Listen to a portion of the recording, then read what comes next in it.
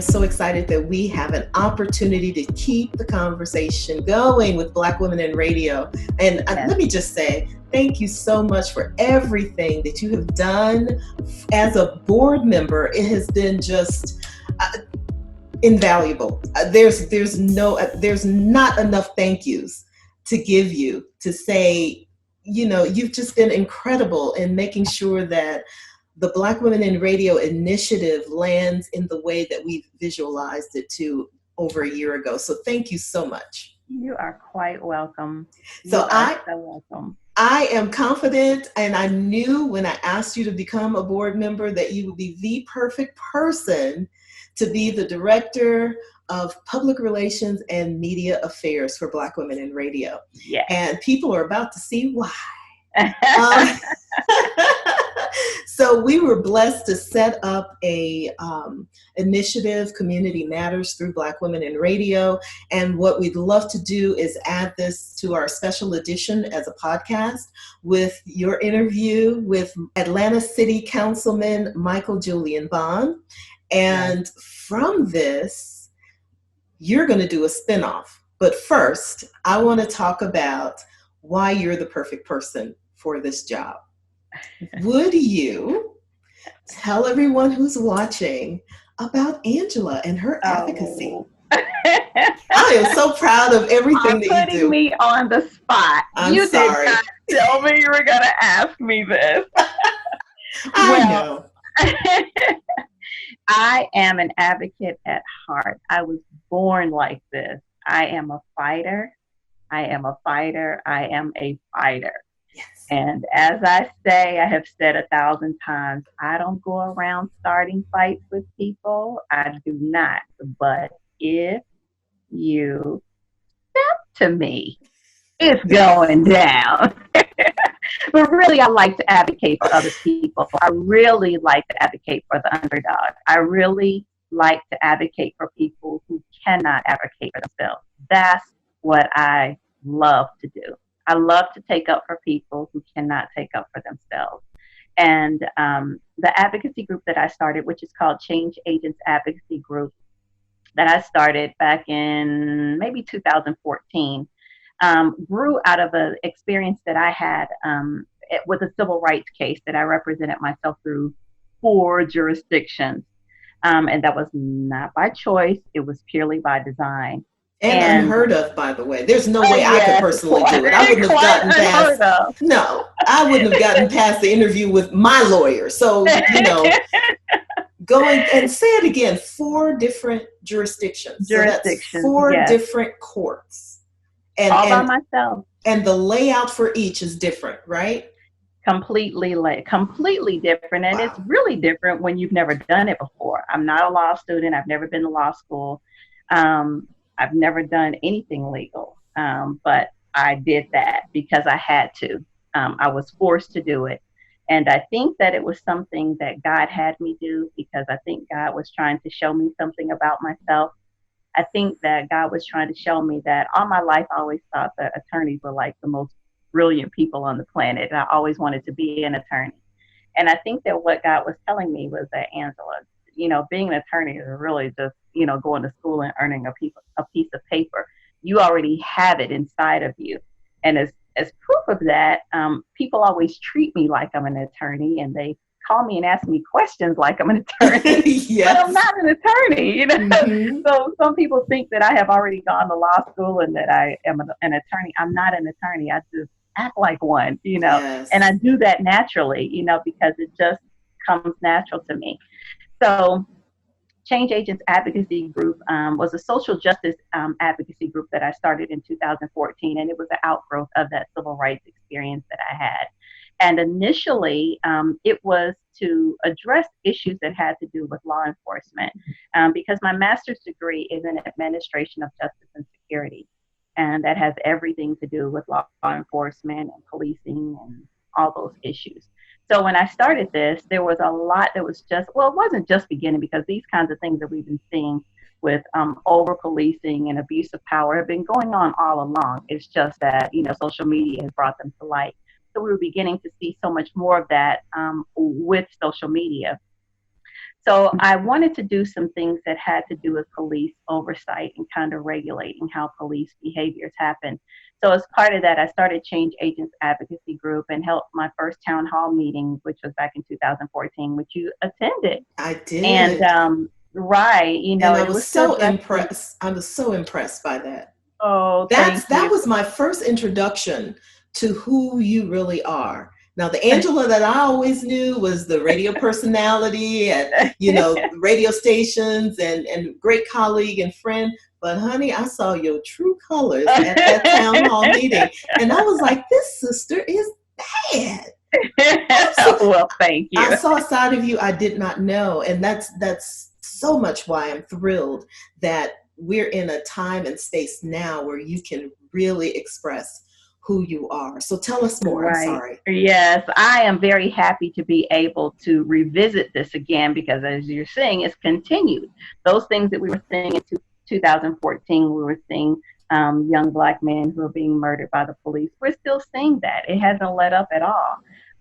But what we have seen most recently with George Floyd's murder and the revolution that has occurred as a result of that, the peaceful protests that have been going on for what, 9, 10 days now, Yeah. this humongous rebirth of the civil rights movement that we're seeing that has brought people of all shapes and sizes and colors and nationalities together is unlike anything anybody on this planet has ever seen before. We have I never seen a movement like this I before. never thought in a million years we'd see You would anything like that. never, never. I And mean, just the civil even rights watching the movement, footage, right, from social right. media, it's like I had to do a double take with the France footage because I thought this has got to be the turnout for Obama. Remember when he visited Oh, yeah. France and got this huge, welcome? I thought this has got to be old footage, and I had to do research, and I was like, "You hmm are kidding me!"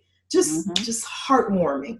Yes, it is. So with this, like I said, revolution of the Absolutely. new civil rights movement that we're seeing, these issues are becoming front and center again. Not that they ever left, but this particular case with George Floyd has definitely awakened people to something that a lot of people just hadn't seen, weren't aware of, didn't recognize, or refused to see, or whatever it was causing them not to see what was already there and what had already been there all along.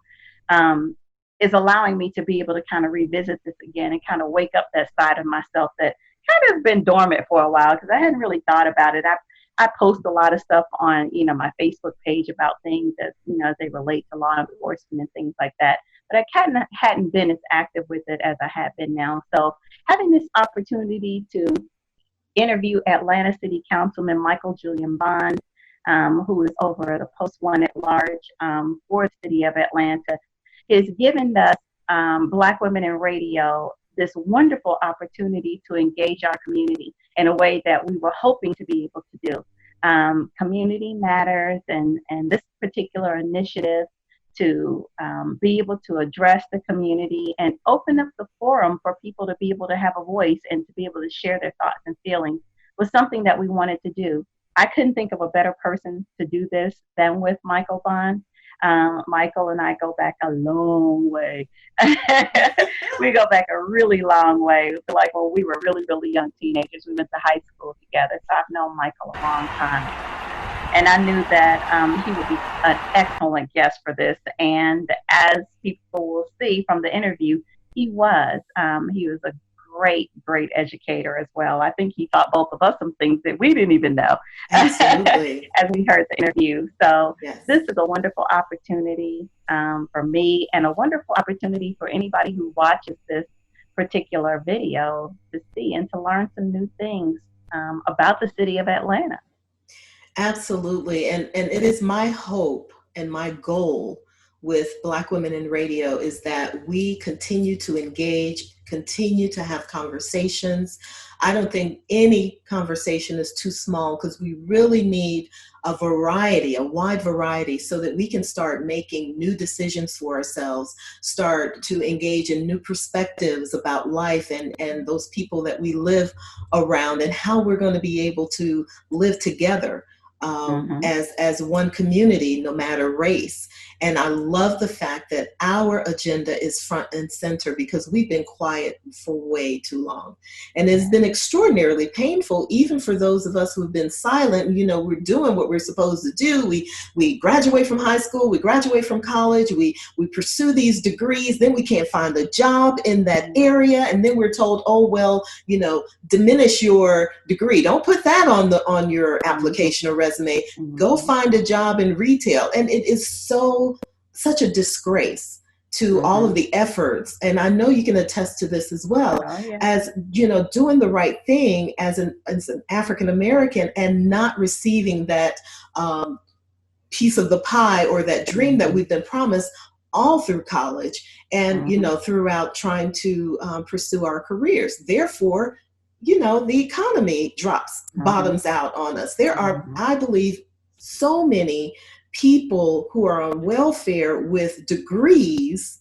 You know, why is that? It's not because we're lazy, you know, so we've got to have these conversations. And I'm going to let you get to it and have your interview. And thank you again for being an intricate part of Black Women in Radio. We could not do it without you and your voice and your spirit to speak out for those who cannot articulate it themselves. We need you. And I'm so glad that you're fired up and ready to go.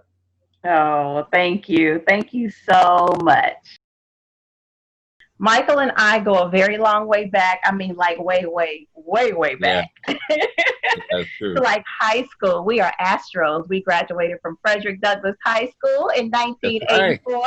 That's right. There will be no more like the class of 1984. I love it. We were also on the North Star staff together, which was the high school newspaper staff. That tells you how old we are. I don't think schools even have newspapers anymore. Yeah, I don't think they do. No, we were on the newspaper staff for a couple of years together. So we go a long way back. And in addition to that, and probably more important, we both come from families that were very, very active in the civil rights movement. My family is from Mississippi, and they were very, very involved. And of course, you know Michael's history because he is the son of Julian Bond. So we have that connection as well. So when I thought about, you know, who I could invite to do this actual Zoom meeting and who would be a good person to talk to and to be able to speak to some of the issues that we were concerned about, of course, I didn't have to think any further than my classmate, someone that was right in my back door. So we are so happy to have you with us, Michael. You know, Black Women in Radio strives to support Black women in radio and to uplift those women and recognize the contributions of women in radio. But in addition to that, we've started something new, which is our community initiative to look at things and issues that are affecting our community. And as Black Women in Radio, we feel that we are most qualified to do that. All right. So I want to ask you, Michael, in your opinion, if racism is the disease in this country, what is the cure? Well, I think racism, systemic racism across the board is a real disease for America. It has been a problem that has plagued America since actually before its founding. I think the only cure, though, is to look at our society for those who are decision makers, those who are industry leaders, those who are political leaders, to grapple with finally putting an end to the Civil War, finally saying that African Americans are legitimate Americans, they are full human beings, that we are not on the lower tier of society because of our color. We're not there on the lower tier so that we're the permanent bottom rung of the strata in America among different peoples. And until you have people doing that, people who control industries, people who control institutions, coming forward to make that acknowledgement, a lot of people aren't going to follow along. I mean, I really am not a supporter of our current president. Of course, we don't want America to fail in any way, but I don't like his style. I don't like his demeanor. I don't like the way that he carries on. I don't like the way that he panders to those who are divisive and destructive. But I think what good that has come out of that is that there has been this push, an unintended push, I'm sure, on his behalf to cause people to talk about race and the status of the different peoples in the United States. And I think with the demonstrations that have gone on for the last week, the motivating movement that was pre-existing to that, the Black Lives Movement, the Don't Shoot movement, the I Can't Breathe movement coming out of New York. Those things I think now have kind of folded in together and have forced it before the nation. You know, unfortunately, there's a large part of America that never gets to confront issues in the African American community or deal with African Americans, just because of the way the country is laid out, the way communities are settled. So a lot of people, for them, this is new. This is a new dynamic. These issues are new, but unfortunately, if you're Black, brown, tan, yellow, these are issues that we know all too familiar.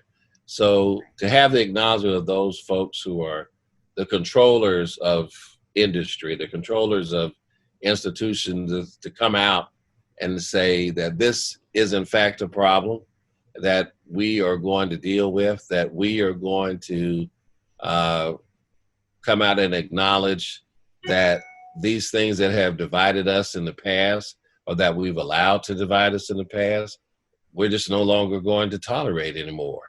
And that we're going to embrace all of the peoples in the United States as equals.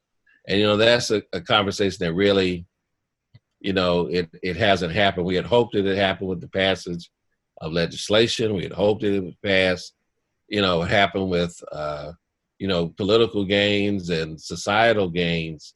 But it just has to be an acknowledgement amongst people that we're not going to tolerate this type of characterization of a certain section of people in the United States. And we're not going to continue to teach our children to do the same wrongs that our forebears did. Absolutely. I think that what we're seeing with the peaceful protests these days that are going into day 9 are a reflection of that. And how happy would your father be and those leaders of his generation and my aunts and uncles who participated in the civil rights generation be to see that we have so many people of all shapes and sizes and colors and nationalities who are marching together for the same thing. Sure, we had some of that, of course, in the civil rights movement of the 1960s, but look at what that movement has turned into now. And that speaks to exactly what you're saying. People saying no more to that, saying, no, there's time out for that. That's over. We got to do something different. So I think that we are headed in the right direction. I think that we're kind of getting there slowly. So my next question is, a recent New York Times article said that George Floyd's death is a result of generational leadership failures because America failed to give African Americans economic and political power, which resulted in a lack of socioeconomic inclusion. I agree with that to an extent, but I think more important, or what the underlying or the root cause of those failures has always been race. What do you say? No, I agree with you. I actually saw a very fascinating documentary about Ulysses S. Grant on the History Channel about a week ago. And it was interesting, the things that it revealed and brought out.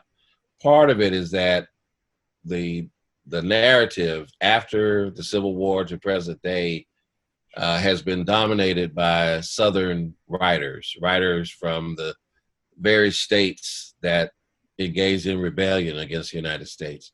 So they've been allowed to characterize probably what is the most pivotal moment in time in the United States history. But in doing so, they have polluted that message.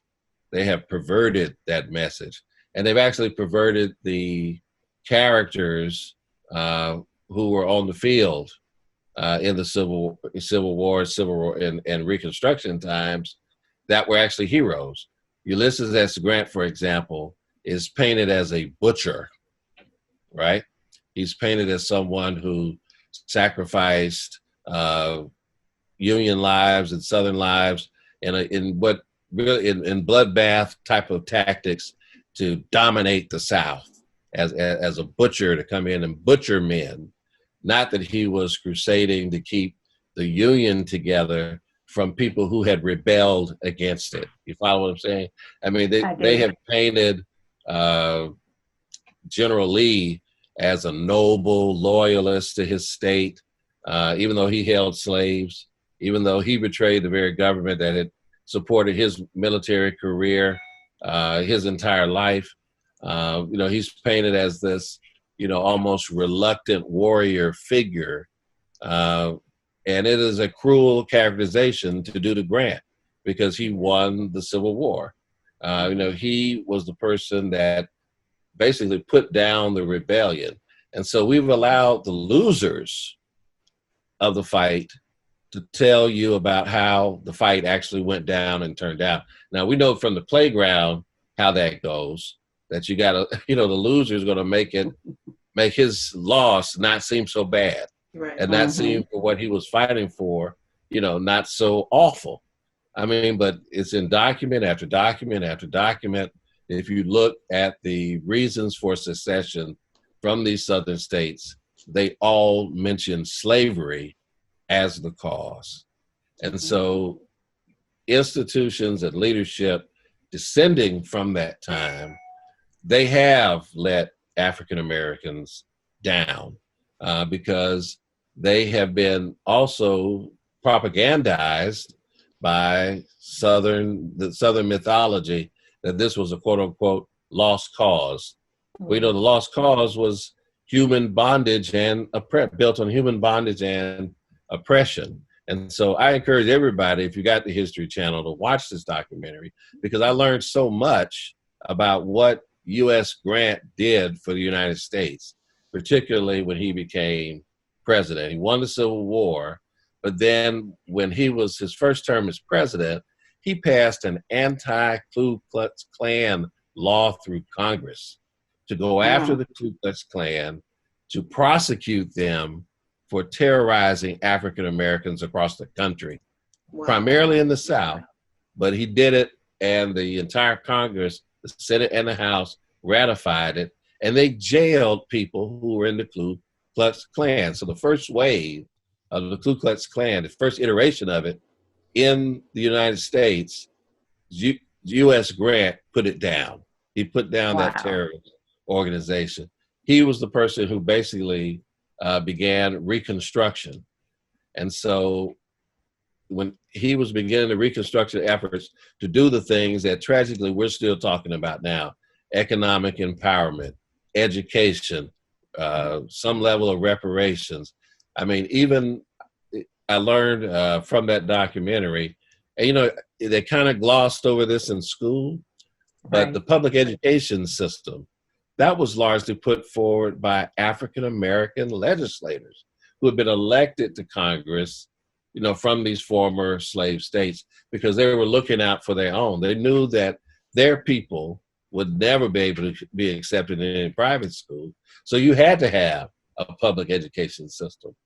And so when Grant's terms were coming to the end, because of other side issues and controversies that weren't related to him personally, but were attached to his administration, he lost the political capital to continue Reconstruction.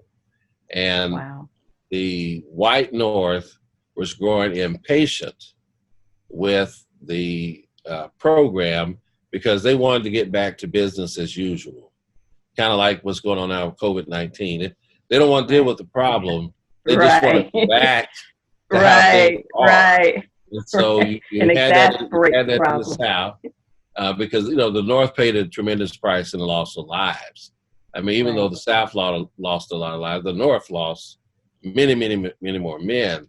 And so they didn't, when they were near the end of Grant's terms in office, you know, when they had been rebellions that broke out in cities or counties across the South, and even your old home state, Mississippi, appealed to General Grant to bring troops into Mississippi to put down these night riders and racists that were killing Black people.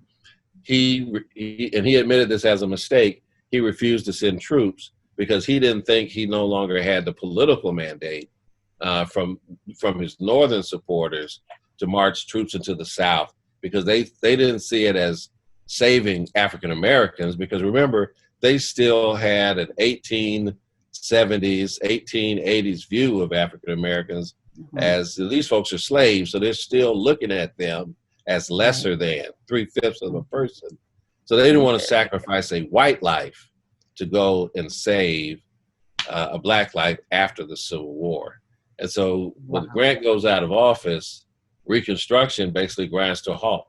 And that's when Jim Crow laws, the South begins to reassert itself and basically enforce, institutionalize, you know, what the great famous book, Slavery by Another Name, you know, the penal system, the indentured workers, you know, debtors, all this kind of thing, people working on behalf of the state to pay their debt to society, but basically was another form of institutionalized slavery. And so we've got 100 years before Congress actually acts to rectify the problems that Grant had begun to solve, but no other political folks on the white side of the equation did anything substantially meaningful since U.S. Grant went out of office. And so we as African Americans owe a great deal of you know, appreciation to General Grant and for actually getting it done against the Ku Klux Klan and all these other things that he started. But most people don't know that.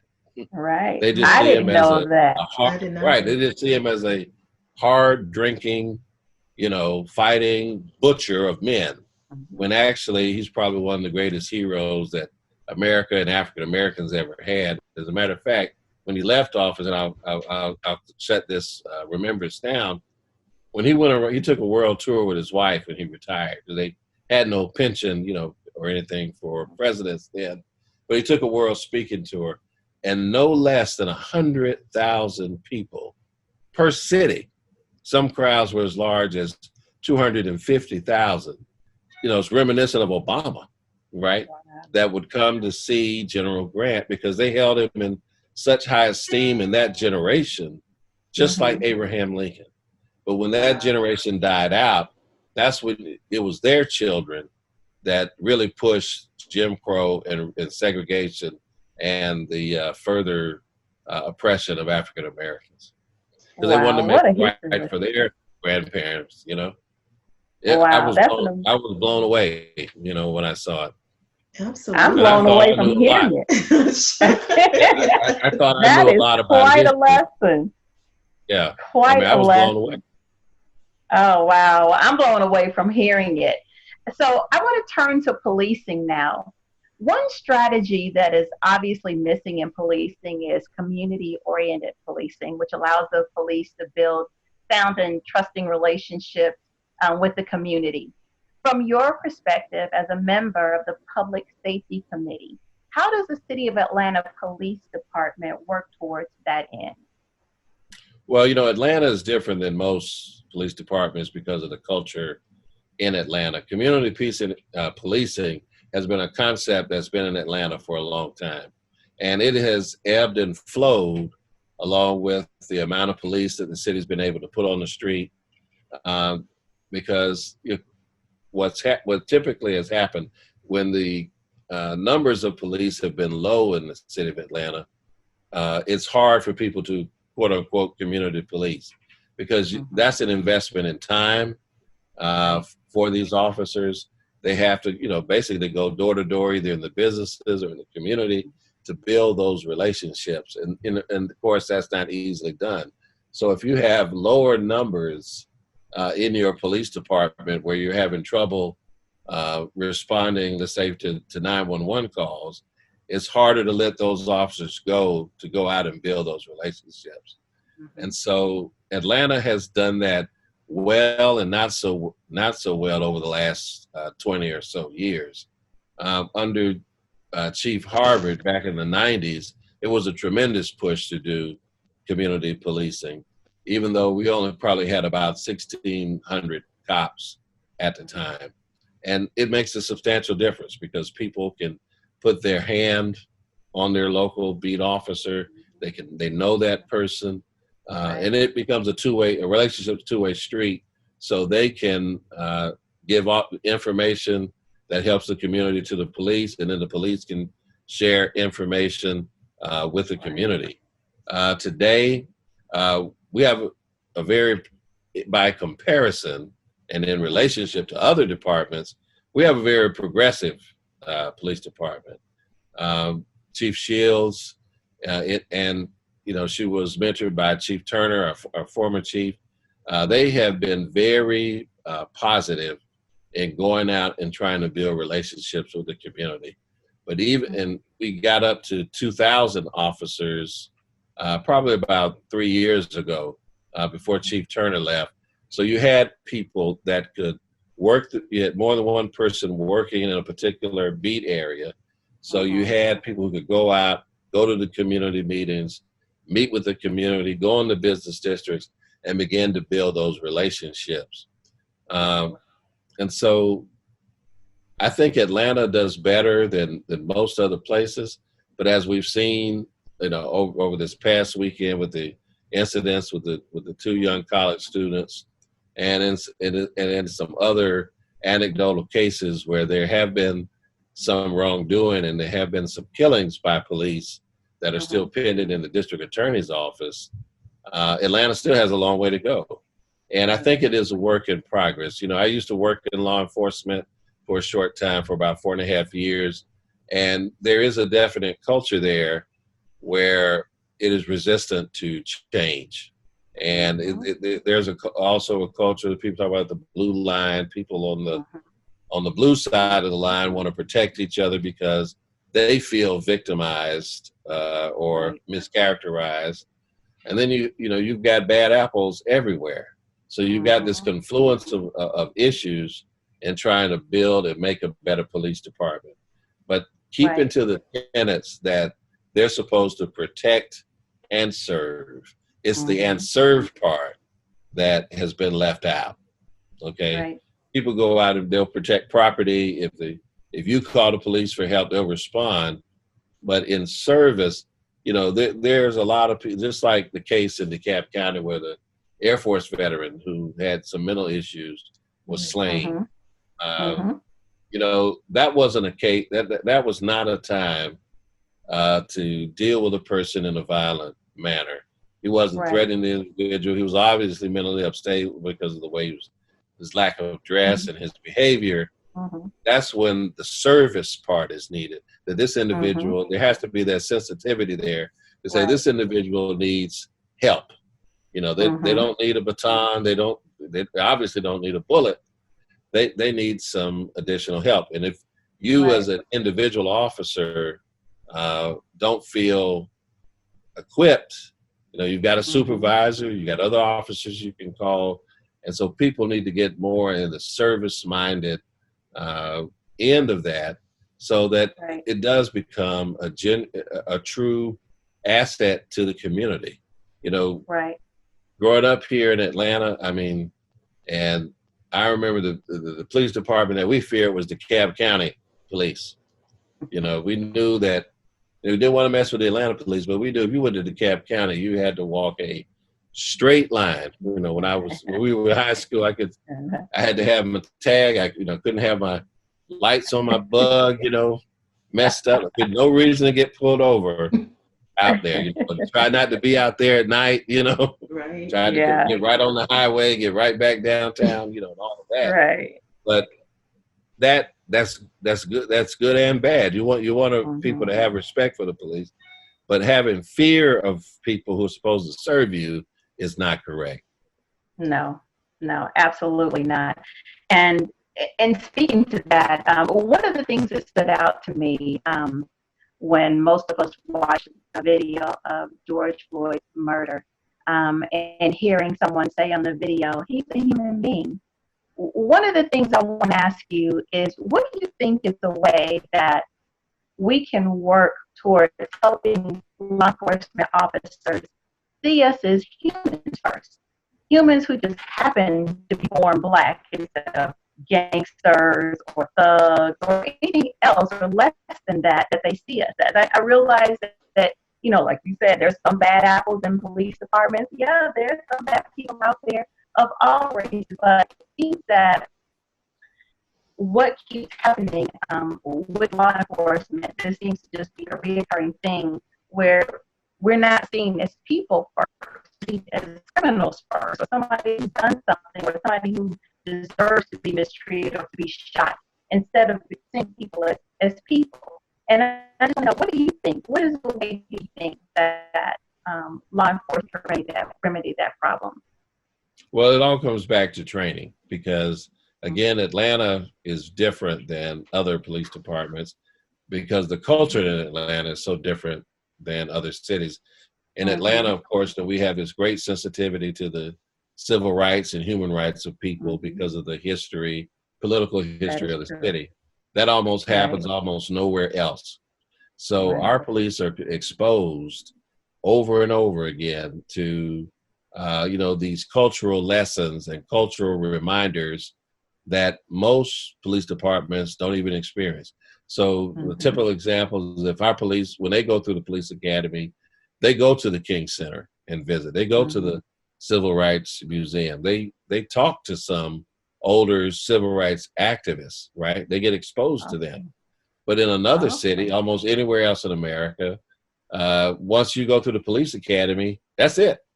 You graduate and then you're on the street with the biases that you had prior to you entering into the police academy without them being changed. So if you had prejudices and racial ideas about biased ideas about particular groups, you still got those biases even though you've completed training as a police officer. So it goes back to that level of exposure I think most police departments have to have, because I can tell you when I was in the academy, we were exposed to what I would call biased interpretations of certain groups, because we were training on how to deal with these different ethnic groups. And so there was, I believe in retrospect, there was some bias in that to say, hey, this group here is dangerous, or these people historically will behave this way in confinement. And a lot of it wasn't necessarily the trainers that were passing on that information. It was standardized videotapes that we watched for situations. And so it goes back to that training to break those biases. I mean, there are some general behaviors that you might attribute to a group, but of course, every person is an individual. And so that's the tug and pull there for police. And so it's more cultural sensitivity, more cultural awareness of individuals, of the people that you're trying to serve.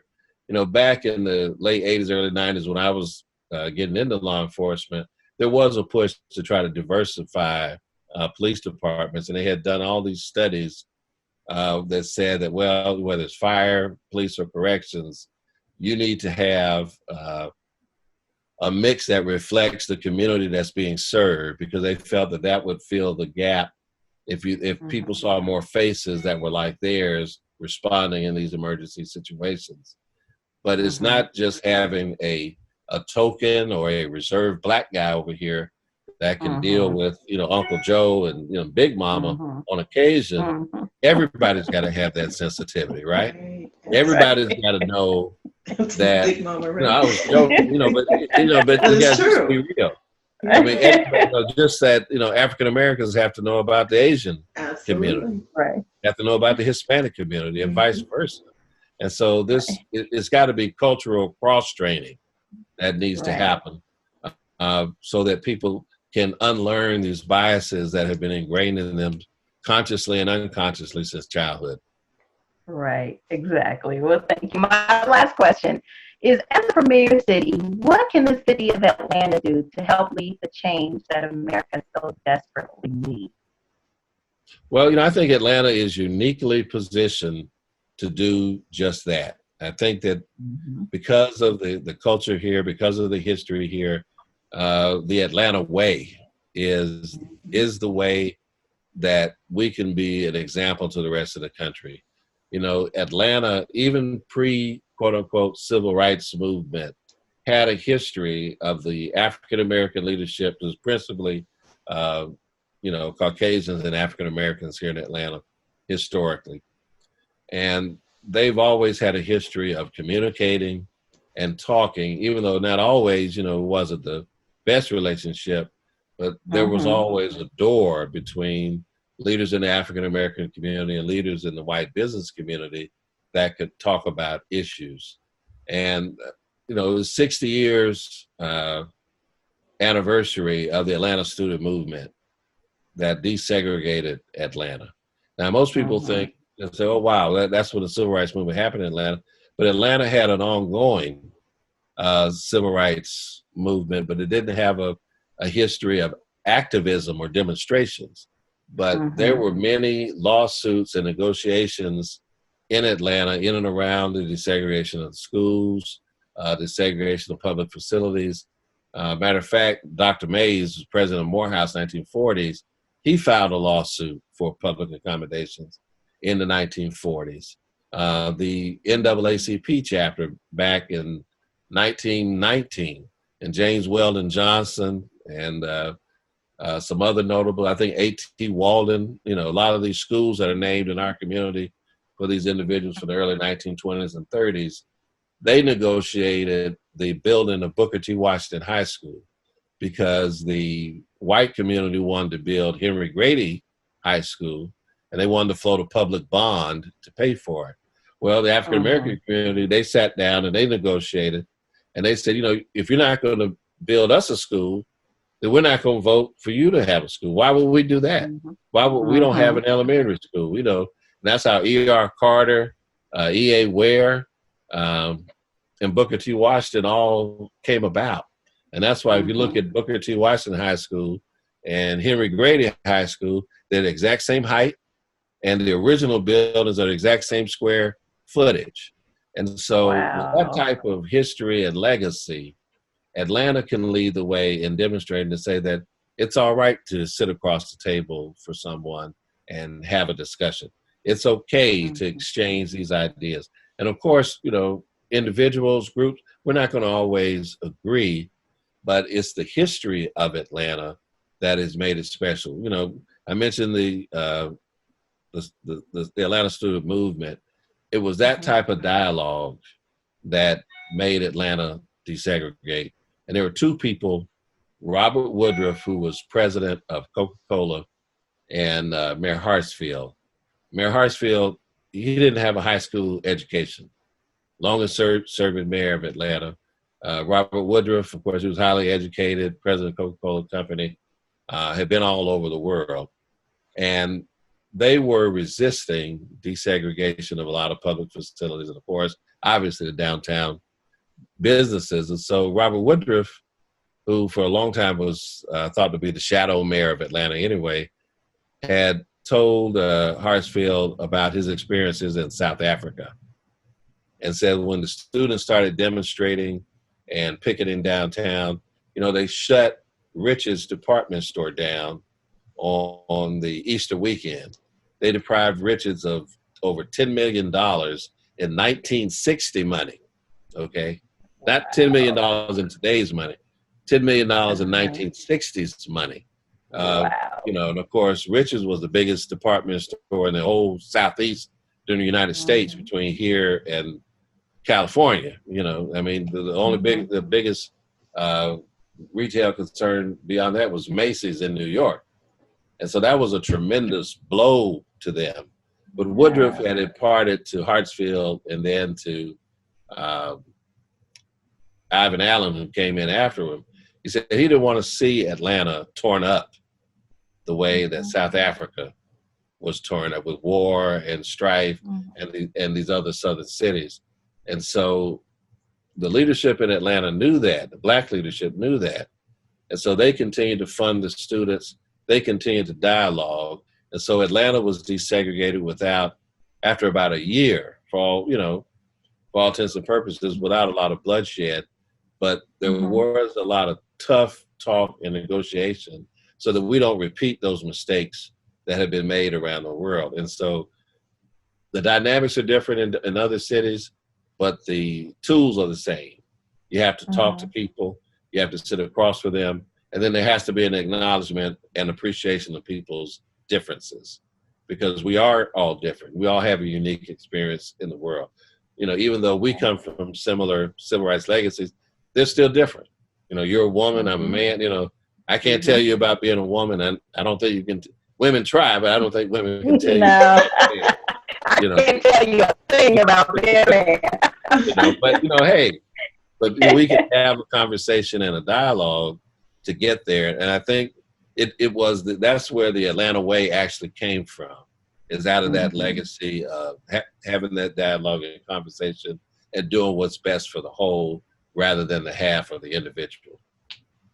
Michael, Julie, and Vaughn, thank you so much for this wonderful education. We appreciate you. We appreciate your time and your contribution. Black Women in Radio is so lucky to have had you to share your thoughts and your experiences with us today. And I am certain that we will be inviting you back to speak with us again. You were a great guest. Oh, thank you. I love being here, and I appreciate Black Women in Radio. Thank you. We appreciate you too. Felicia, do you have any questions or closing remarks from Mr. Bond? I am over here just bursting at the seams because this conversation is so much needed, and I so appreciate you coming on board. And we're asking you to come again because our goal is to keep the conversation going, and you have certainly done that. And there's so many points that we need to convey, I think, to the community so that we can get into a mindset that moves us forward. Please come back again. Oh, I'll come back anytime. Just let me know. Thank you for having me. I really appreciate it. You're welcome. Absolutely.